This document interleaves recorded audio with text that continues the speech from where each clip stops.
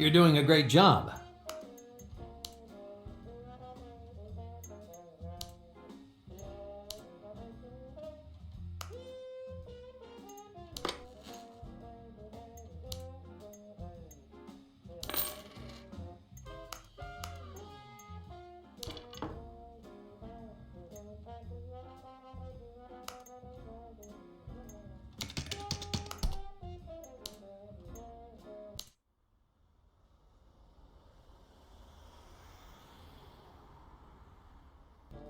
Another report. Hope there's some good news.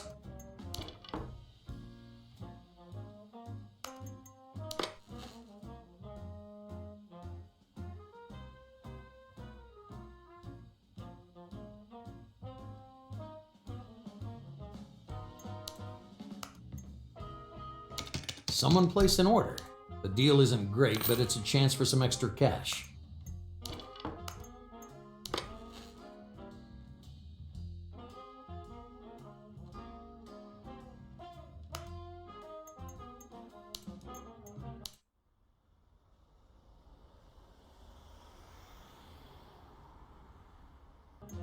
Another report. Hope there's some good news.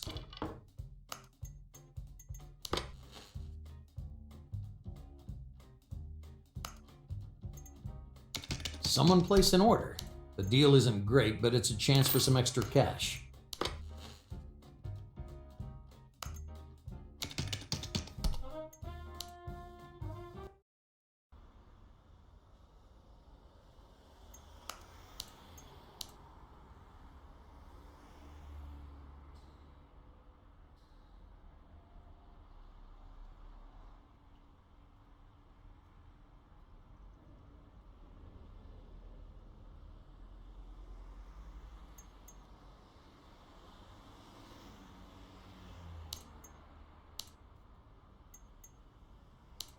Good morning, Mr. McFowle. Arthur Oliver. We had an appointment.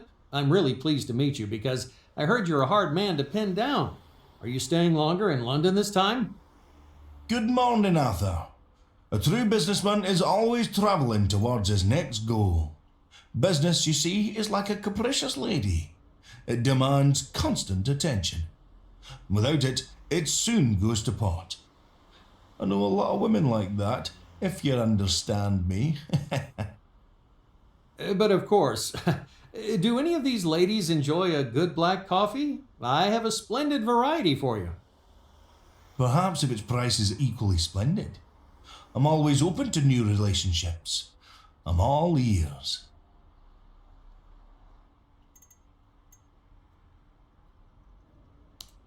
I heard you used to be involved with the theater. Why the past tense? True passion never dies. Of course, I devote most of my time to business, but that's theatre in a sense too, isn't it? Improvised perhaps, but all the more exciting for it. Oh yes. My next question then will be about coffee. Bravo! And the curtain goes up.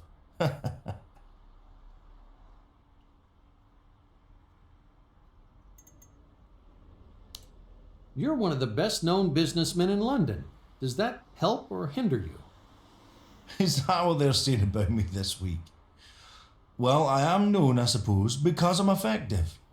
But I have to disappoint you, sir.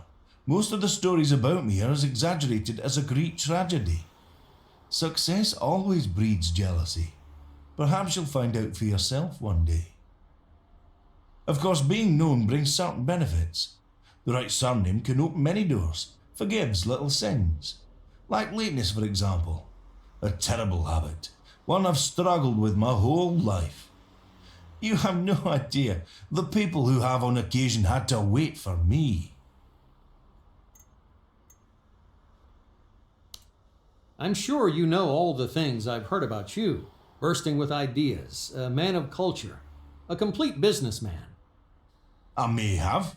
You know, I'm not so vain as to listen to everything other people say about me. I'm curious who it was lavishing all this praise on me, though. Mr. Van Haven, for one.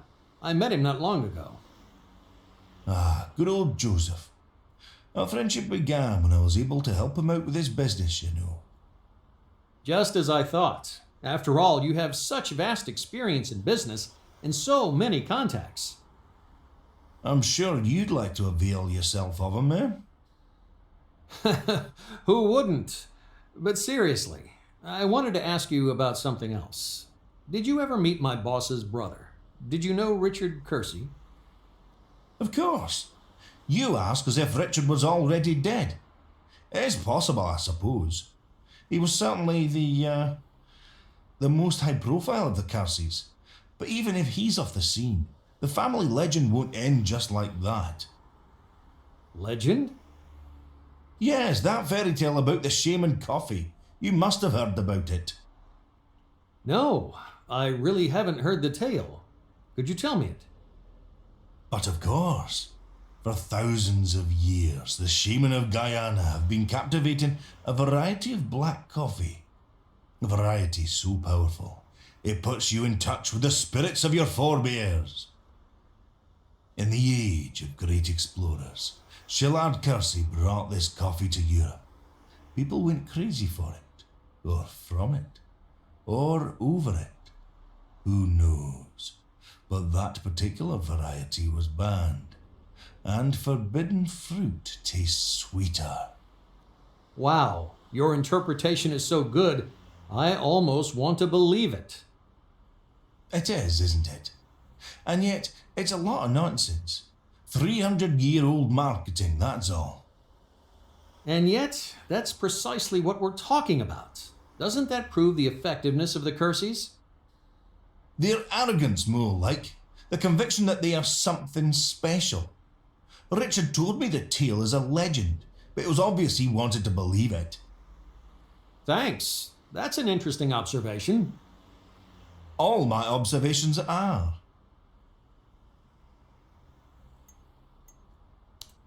Our philosophy is to match the offer to the needs of the individual customer. I heard you come from Scotland.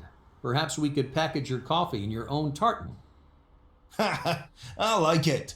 MacPhow's coffee should stand out. Be as bold as MacPhow himself.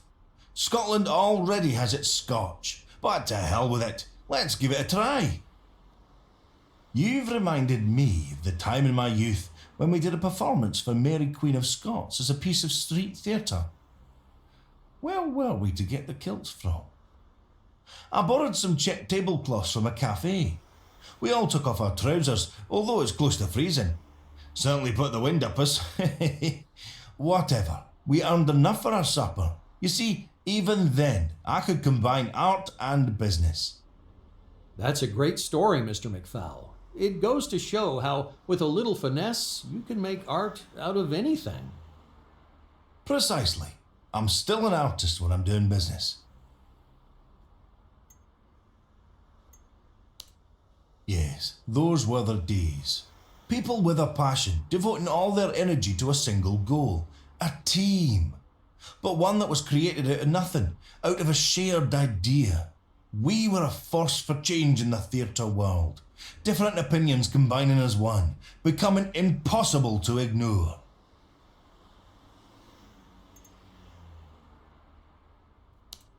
Mr. McFowl, a team like that would be worth its weight in gold in business. Bold, joint thinking for a cause is fundamental to any project.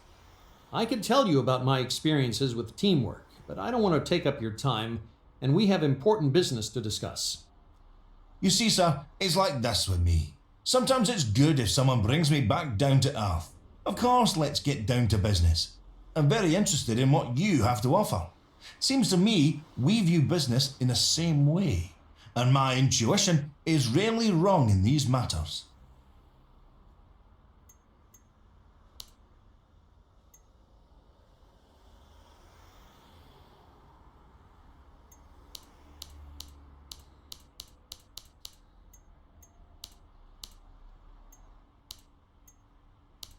Ma, you've kept me talking, Mr. Oliver. Any more, my train will have vanished like my dreams of acting.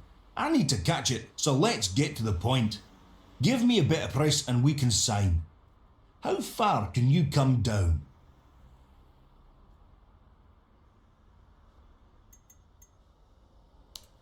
A man of the arts, a top negotiator. You juggle roles like a class actor. or a super salesman, or maybe both. Maybe.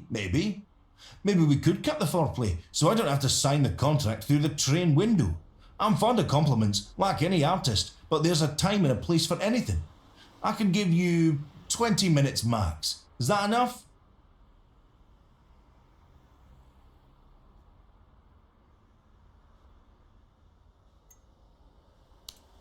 I'm sure of it. To business. You're a very important client for us, and we've worked hard on this deal. My partner had some doubts, but I convinced him that your experience will rapidly assuage them. Sir, do you know what my experience is telling me now? That all this talk has allowed my blood sugar levels to drop. I need to restore them right away. Say, a cup of chocolate in that bar over there. Let's go there right away. It will be far more pleasant.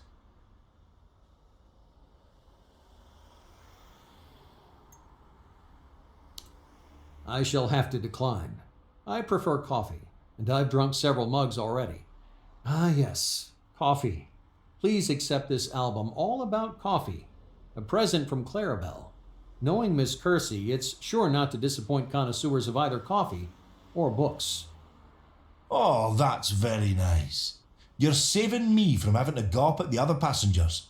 I really must go and see Clarabelle. Maybe you'd like to come with me. And maybe there's something I can do for you.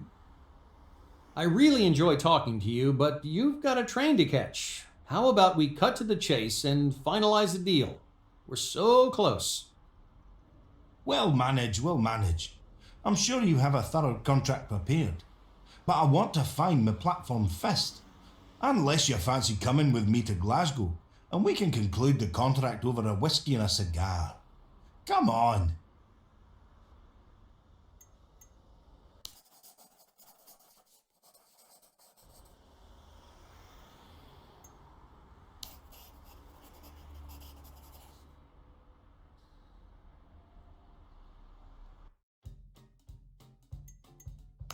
I should sum up what happened after that meeting.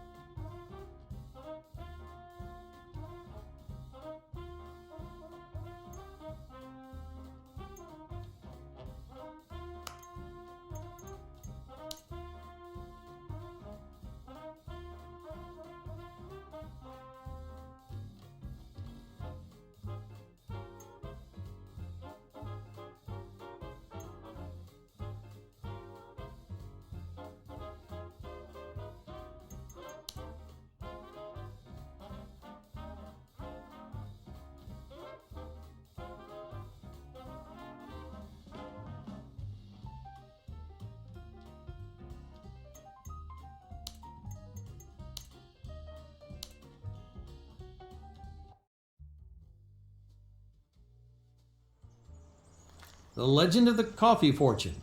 So, McFowle is also telling the Kerseys fairy tales. He gave me the slip, and the contract was wrapped up by his secretary. Very glamorous. Her name's Lori.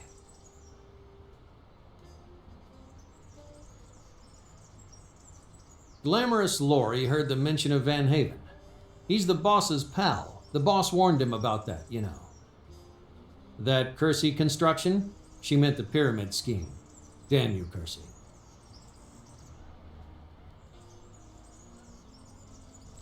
I took the contract and went after McFowle. He did say he'd help Joseph in his business. He saved him from Richard's dodgy deal, so they all know one another. Okay, but why did McFowle warn Joseph? He looks and talks like a pretty good con man himself.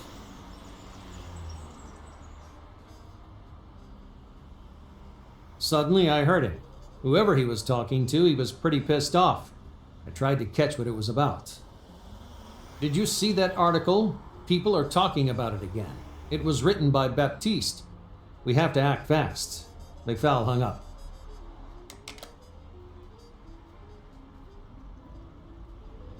I watched as he disappeared on the train to another deal of a lifetime. For him, at least. I tried calling the number last dialed, but unfortunately, George's interlocutor didn't want to pick up the receiver.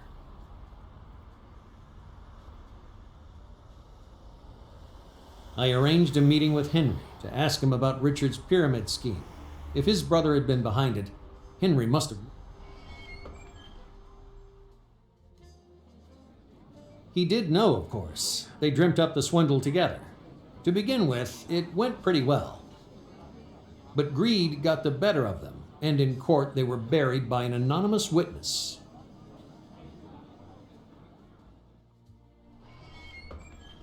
The Kersey's family contacts pointed to BRITT, the other blonde from the photo.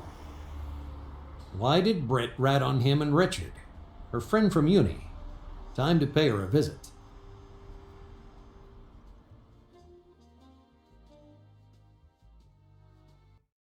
I need to check the investigation board.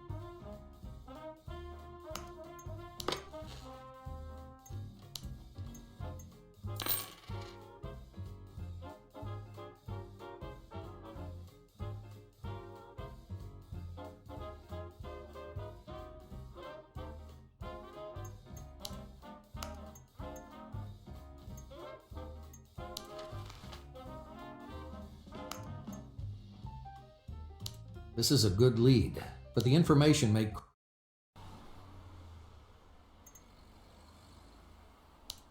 Hi, Gus. Arthur Oliver here. Arthur! Well, I never. How many years is it? 10? It will be next year. How are you doing? How's Margot? Everything's fine, thanks for asking. And you? Not too bad. I'm in business now. Can you believe it? Want to buy the best coffee in London? What? Really? I don't believe it. Well, okay. That's only my cover. I'm on a case and I wanted to ask you about a couple of things you might remember. Nothing classified. I'm just trying to piece together what I already know. No problem. What made you think of me, though? A lot of the boys are still working, and more up to date. Well, 2 reasons. First, your famous memory, and second, you're the only person I know from Scotland Yard. Do you want any more reasons? No, that's enough. Okay, ask away. I came across this guy, name of George McFowle. You know anything about him? McFowle. Of course I do. What do you want to know? Was he mixed up in the Catherine Kersey murder? I don't have access to the case files. Case, you say? What do you mean? Imagine the scene. A boy beats up a girl on school grounds so badly the headmaster has to react. The parents are afraid and are worried about the hooligan. Then his father enters the fray, an important type, wealthy, wants to sort things out. So he pays for a few things, a new playground, some holidays for the poorer kids. The bruises heal, the affair dies down. The hooligan was Richard Kersey? A friend of his. Wait, the father was Lionel Kersey? He wanted to hush it up? You're breaking up, Arthur. Okay, I get it. And what about McFowle? Is he anywhere in the case notes? If I remember well, no. Maybe they had nothing on him. But he's a wily old fox. What do you mean? The guy's well known in London. Supposedly a businessman, but he's a chancer. He opens 5 businesses, 4 close within 6 months, and so on year after year. Lots of his partners have tried to pin something on him, but apart from the first time round, nothing sticks. First time? McFall has been doing his business from the very beginning. For one scam, he was fired. Museum or a theatre, I don't quite recall. I do remember, though, that the papers wrote about his hysterics in court. It was a bit of an affair in the 80s. You'll find out about it easily enough. Is that all? Oh, I'm sure it's not. After all, I was in homicide, whereas the only thing McFall killed was a series of businesses. Fraud Squad is another division. Different people. Not for me. Thanks, Gus. You've helped me a lot. I never thanked you for helping me, Gus. Back there in the port. It was you who found me, wasn't it? Give it a rest, Arthur. There's nothing to talk about. Kersey died on the spot. I called you from the hospital. Some woman said you'd gone out for a moment to the garage and would be back soon. No way! You told me someone had called, but that they didn't leave a number. It was you! Damn it, Gus. You remember even details like that? You took hundreds of calls. I remember July 16th, 2010, Arthur, in its entirety. It was my last day at work. I went down to the garage to hand over Mrs. Kersey's key to some uniformed officers, the one we seized at the park as evidence. They were to take it to the Kersey place, because, apart from the painting in the boot, we didn't find a thing. Case closed. Uh-huh. Picture, you said? Yes. Was it important? No, I don't think so. All I know is the Kerseys had some family paintings. It was wrapped up, you say. Did you see what it was of? It showed a landscape of a coffee plantation harvest time or something like that. It was wrapped up like a present. You think it was for someone at the docks? I'll try to find out. Thanks, Gus. Thanks for everything.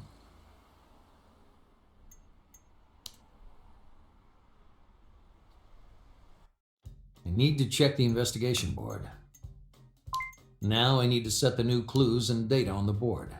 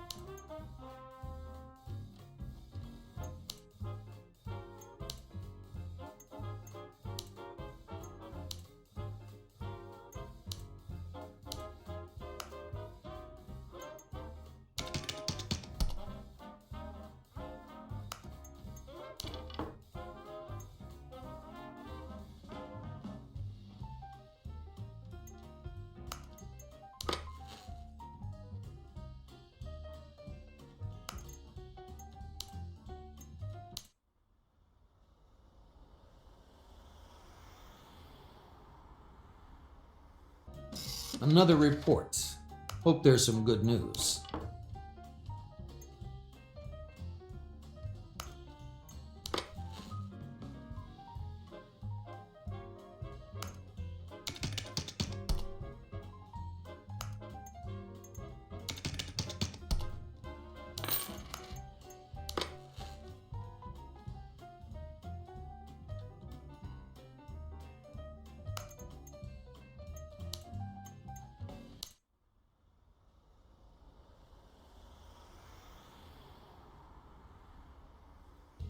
So, what's going on in this? Someone placed an order. The deal isn't great, but it's a chance for some extra cash.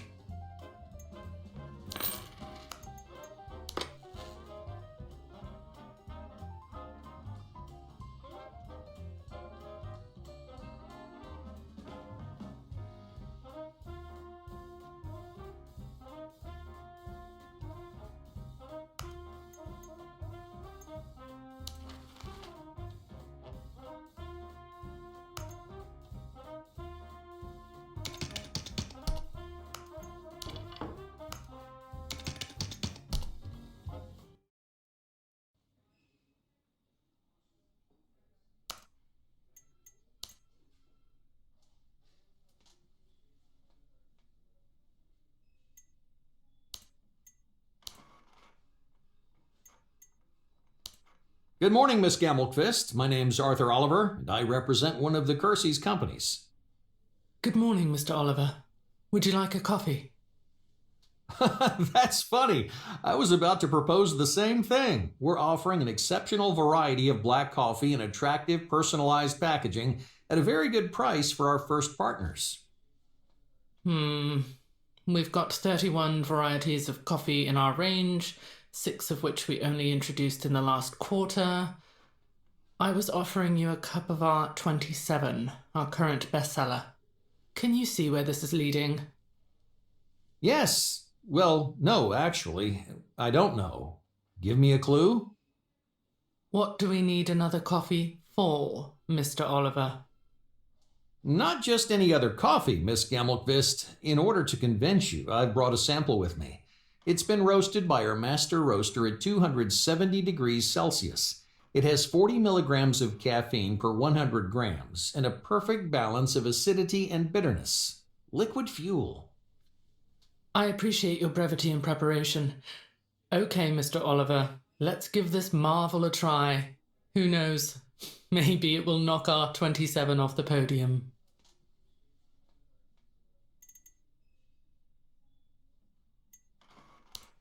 I guess that while living in Gothenburg, you regularly visited the famous coffee houses in Haga. From time to time. They're very popular, and they do serve great coffee. Oh, yes. I had occasion to try it while there on business. I also came across that famous cinnamon bun there, the Hagabullen. Did I remember it well? Buns, Mr. Oliver. Coffee houses. Please get to the point. I have a board meeting in a moment.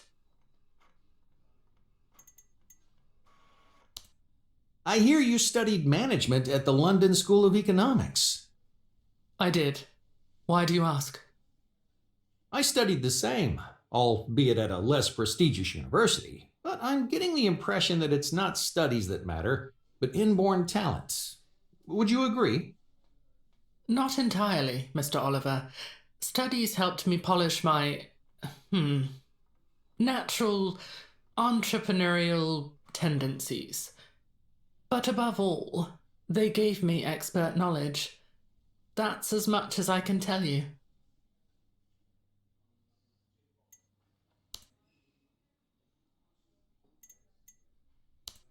I do like your bracelet. That snake, is it a symbol of eternity?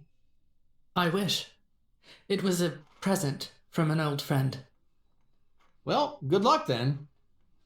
What for? That you renew that friendship. If you're still wearing it, there's still hope, right? That's nice, Mr. Oliver. Thanks. You have the same photo. The same? I saw it in Joseph Van Haven's office. Oh, really? Yes, he was extremely concerned about Richard's disappearance. That's touching. He managed to tell you that before he himself went missing. It does make you think. It's true. And what do you think about Percy's disappearance? I have no idea, Mr. Oliver. Doing business with the Kerseys can be both profitable and destructive, in numerous ways. Maybe Richard got under someone's skin again. Did you have any bad business with him? Richard had a lot of crazy ideas after we graduated. Is that how you met? Student business? What does that have to do with anything, Mr. Oliver? Are you selling coffee or leading an investigation? Forgive me, just curious. I like to know. It makes it easier to make the right decision. And what decision of yours has anything to do with knowing about me and Kersey? Well, for example, not to irritate you with such questions. Okay, let's talk about coffee. Okay, we were introduced by Amanda, now Mrs. Van Haven. Now, what about that coffee?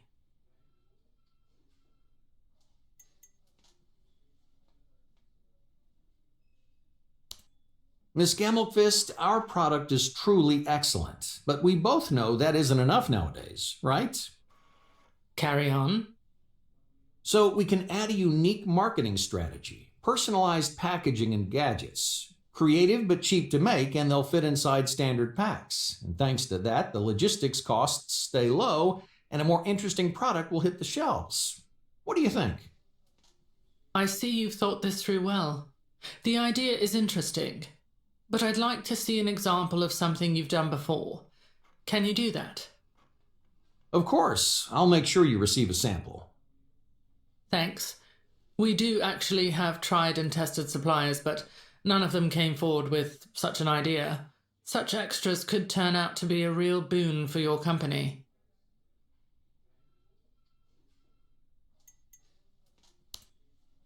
Before we enter into an agreement, I'd like to know about the precise guidelines concerning supplies. We like to consider everything in advance. It makes our lives a lot easier and frees you up from overseeing a new partner. I like your approach. Anything that makes life easier is welcome. I should warn you, though, that there will still be the occasional spot check. Naturally, it's always good to make a good first impression. Otherwise, how could we then strengthen them? We shall see, Mr. Oliver. We shall see.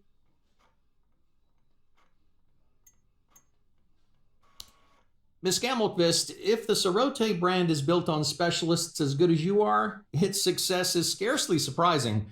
I hope I get the chance to learn from watching how you work. Sorote's success is, above all, based on a good plan and persistence in carrying it out. Of course, having the right people is key, both in-house as well as business partners.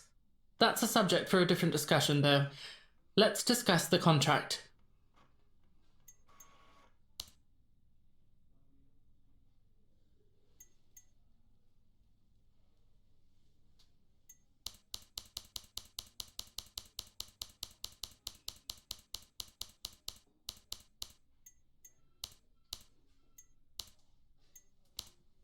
Your offer is extremely interesting, Mr. Oliver. Interesting enough for me to, as an exception, offer you a small starting bonus. What would you say to receiving priority in our supply schedule? All I need is this discount.